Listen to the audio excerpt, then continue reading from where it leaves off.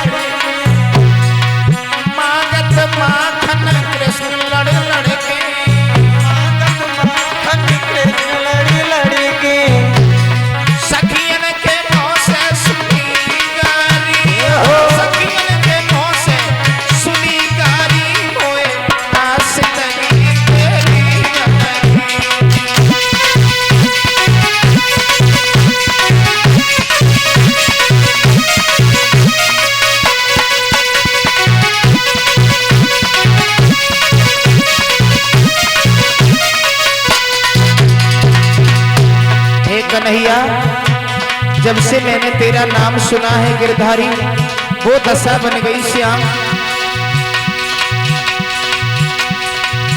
मैंने दीन दयाल सुनी जब से, तब से मन मेरे में ऐसी बसी है, मैंने और को नाम त्याग गया, बस तेरे नाम की भेंट जैसी है।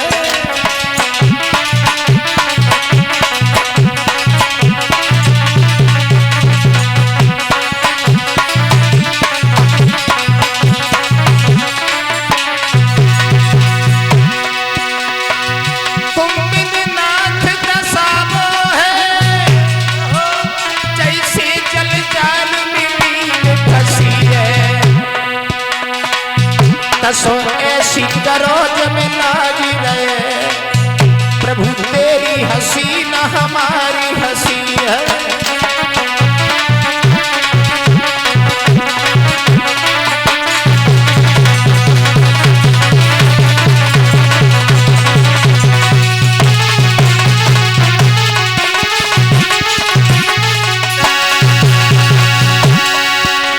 कन्हैया बरसाने में आई गई हो, आई गई राधा प्यारी सोनरिया,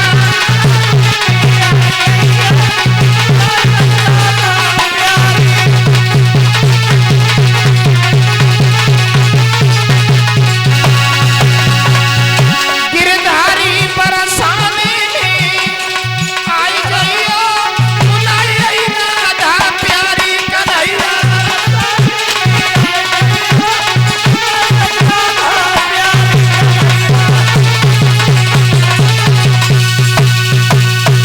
बोलिए कन्हैया लाल की।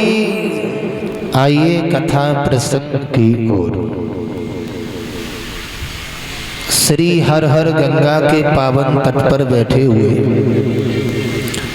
अभिमन्यु पुत्र परीक्षित महाराज को व्यास नंदन श्री सुखदेव जी महाराज भगवान के पावन पावन चरित्रों को श्रवण करा रहे हैं। श्री सुखदेव जी महाराज परीक्षित जी को सावधान करते हैं, राजन परीक्षित, भगवान की कथा एकाग्र मन और चित्त लगा करके श्रवण करना, क्योंकि तुम्हें श्राप लगा हुआ है कि 7वें रोज आपको तक्षक डसने को आएगा। और श्राप तो परीक्षित जी हमें आपको भी लगा हुआ है, सब लोगों को, क्योंकि 7वें रोज हमें आपको काल रूपी तक्षक डस करके चला जाएगा। घरवारी परवारी हितकारी व्यवहारी सब रोते रह जाएंगे। 7 ही दिन में बच्चा पैदा होता है, 7 ही दिन में बड़ा होता है, 7 ही दिन में विवाह होता है, 7 ही दिन में बुढ़ापा आता है, 7 ही दिन में मौत दबोच लेती है। तो परीक्षित जी ये सभी को मालूम है कि हम आए हैं तो हमें जाना निश्चित है, आज नहीं तो कल, कल नहीं तो परसों। और जब जानो ही जानो है तो घमंड काय बात का है। पैदा किया किसी दूसरे ने, बड़ा किया किसी दूसरे ने, पढ़ाया लिखाया किसी दूसरे ने, सर्विस दी किसी दूसरे ने, और मर गए तो उठा के कौन ले गया? कोई दूसरा। शुरू से एंड तक हमारा काम परीक्षित जी सब दूसरे लोग ही करते हैं। और जब दूसरे लोग करते हैं तो हमें आपको घमंड कभी नहीं करना चाहिए, क्योंकि हमारा आपका ये शरीर भी नहीं है। कहने का मतलब हमारा ये है परीक्षित जी, पति की पहचान होती है पत्नी की बीमारी में, और पत्नी की पहचान होती है पति की गरीबी में, और संतान की पहचान होती है बुढ़ापे में। बुढ़ापे में अगर औलाद संग दे गई, अगर संतान संग दे गई, तो समझ लेना ये सच्चा बालक है। लेकिन क्षमा चाहेंगे, आजकल बुढ़ापे में संतान मदद नहीं करती है। बुढ़ापा जब आता है तो घर से निकाल करके अन्य से खटिया डाली जाए तो बोले जाओ वहीं पड़े रहो, तो तुम बिना मतलब के हो, है ना। जो अपना खून था जिसे अपना बताते थे वो भी अपना नहीं होता है। वैसे माफी चाहेंगे परीक्षित जी, अपना बालक अपना नहीं होता, और ये शरीर के अंदर जो अपना खून है ये भी अपना नहीं होता। जरा गौर करें मेरे प्यारे भक्तों। परम पूज्य गुरु ब्रजेश कुमार शास्त्री जी गाया करते थे, मेरे भ्रातिस में धोखा नहीं है, अपना खून अपना होता नहीं है, अपना खून अपना होता नहीं है।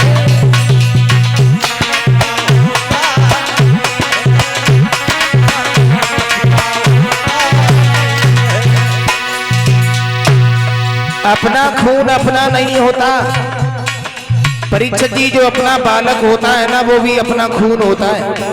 लोग कहते हैं ये हमारा खून है, लेकिन ये भी अपना नहीं होता। परशुराम के पिता थे ऋषि जमदग्नि। जमदग्नि ने परशुराम से कहा था कि हे परशुराम, ये फरसा उठाओ और अपनी मैया अपने सगे भाइयों का सर धड़ से अलग कर दो। तो परशुराम ने परीक्षित जी तनक दया नहीं खाई। जरा गौर करें सभी लोग।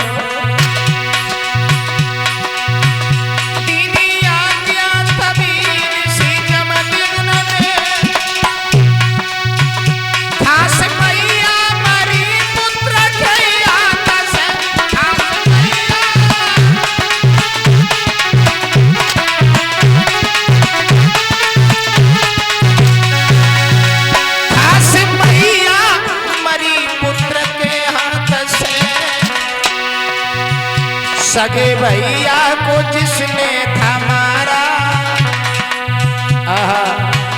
सगे भाइयों को जिसने था मारा, इतने कम में भी रोता नहीं है, अपना खून अपना होता नहीं है।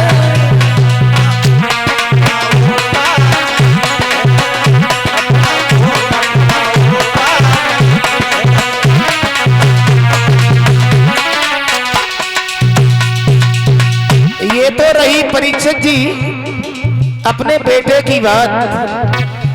जरा गौर करें, रावण के शीश जब भगवान श्री राम काट देते हैं तो शीश फिर निकल आते हैं। रावण का सगा भाई था विभीषण, जो अपना खून था। जरा गौर करें, पेट पतलाने को भक्तियां में बड़ा,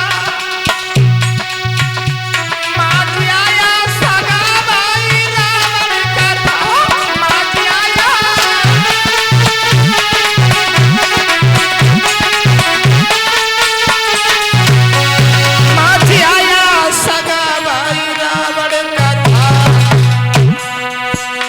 सगे भैया को मरवाने में भाई अरे बिल्कुल कहलाता नहीं है, अपना खून अपना होता नहीं है।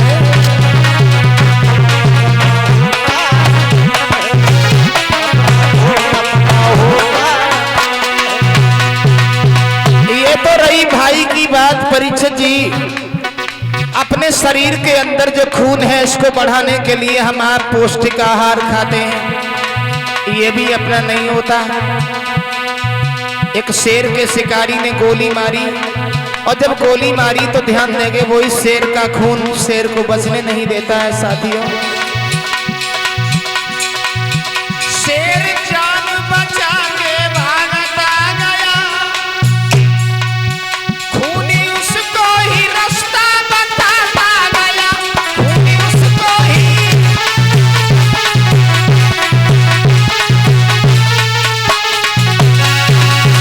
खूनी उसको ही रास्ता बताता गया।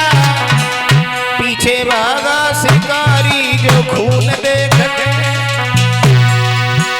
पीछे भागा शिकारी जो खून देख के। शेर अपने खून से ही बचता नहीं है, अपना खून अपना होता नहीं है।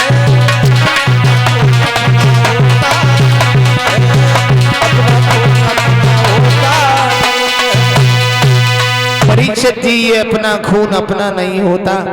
मैं सभी भाइयों से निवेदन करना चाहूंगा जो पंडाल में उपस्थित हैं, जहां तक हमारी आवाज जा रही हो, मैं सभी से निवेदन करना चाहूंगा आप लोग अपने माता और पिता की सेवा करना, माता और पिता का आदर करना, माता और पिता का सम्मान करना।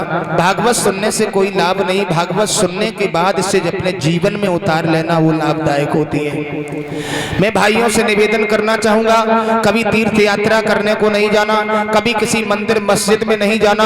जब तक तुम्हारे घर में तुम्हारे माता और पिता मौजूद हो तब तक कभी आप लोग तीर्थ यात्रा नहीं करना, माता और पिता की सेवा करना, क्योंकि माता पिता के हक से हम आप कभी उलट नहीं होंगे।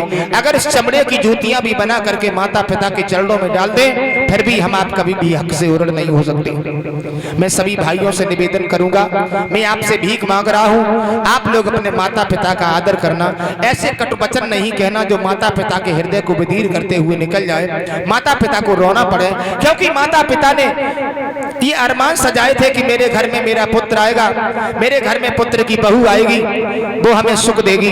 मैं अपनी देवियों से भी कहना चाहूंगा, मेरी माताओं मेरी बहनाओं, सास ससुर पति की सेवा करना, सास ससुर का आदर करना, क्योंकि ये सास ससुर ने हमारे आपके लिए अरमान सजाए थे कि हमारे घर में बहू आएगी तो मुझे रोटियां मिलेगी, मुझे सुख मिलेगा।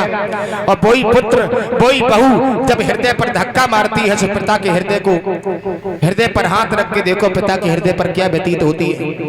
तो मेरे बुजुर्गों, मैं सभी से निवेदन करना चाहूंगा, मेरे भाइयों, आप लोग प्रेम से रहना, यही भगवान की कथा शिक्षा देती है, यही भगवान की कथा हमें आपको शिक्षाएं प्रदान करती है। आइए ज्यादा समय न लेते हुए, भगवान कन्हैया परीक्षित जी द्वारकापुरी में रहने लगे।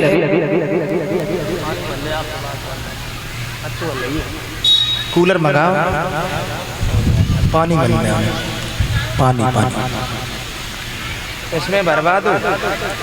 और भगवान कन्हैया के बड़े भ्राता थे परीक्षित जी, जिनका नाम था बलराम। बलराम जी का विवाह होता है आनंतक देश के महाराज रेवतक, जिनकी पुत्री का नाम था रेवती। परीक्षित जी, बलराम जी का विवाह हुआ है रेवती के साथ में। अब भगवान कन्हैया के विवाह की बारियां आई हैं, तो भगवान कन्हैया के विवाह परीक्षित जी एक नहीं हुए, भगवान के विवाह हुए हैं 16,108। माफी चाहेंगे भक्तों, प्रथम विवाह भगवान कन्हैया का कहां से हुआ? इस भारत देश में उत्तर प्रदेश में जिला औरैया, जहां पर आप लोग गए हो, भरथना विधुना मार्ग पर जो कुदरकोट नाम का कस्बा स्थित है, जहां पर हमारी जन्मभूमि है परीक्षित जी, वहां पर भगवान कन्हैया की प्रथम ससुराल